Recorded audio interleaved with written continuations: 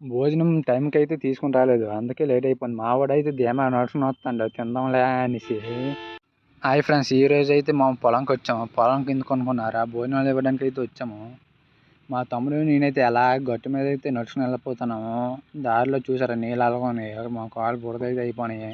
మెల్లుకి అలగోకలాగైతే గట్టు మీద అయితే వెళ్ళిపోనాము. గట్టు ఎక్కుపండి అయితే మా తమ్ముడు గట్టు మీద ఎక్కగానే ఇష్యూ ఏంటంటే కాలు అయితే జారిపోయింది. మెల్లి పట్టు మీద అయితే నిలబడిపోండి అలాగా.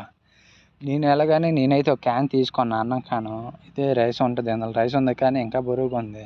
అందులో ఏట్లేవు, ఓన్లీ ఆకులే ఉన్నాయి. చూసారా అలా అయితే మా పొలము మొత్తం 2 ఎకరాలు మాటి బిట్టు. ఒక దానికి ఉడిపి అయిపోయింది, ఇంకో దానికైతే రెండో బిట్టుకైతే ఉడుకుతాండ్రు. చూసారు గట్టి మీద వెళ్తున్నాం కానీ అయితే ఎక్కడ జారిపోతామని భయపడుతున్నాము.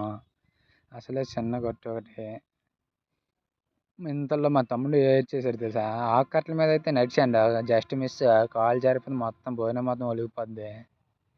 అందులో ఈరోజు చికెన్ ఒకటి మెల్లికి ఎలవగలాగా అయితే మా తమ్ముడు అయితే దాడి అండ చూసారా. ముడుపులో వాళ్ళందరూ అయితే బాగా చెప్పమన్నా బాగా హాయ్ చెప్పమంటే బాగా చెప్తాను వీళ్ళు. వెరీ కామెడీ కదా.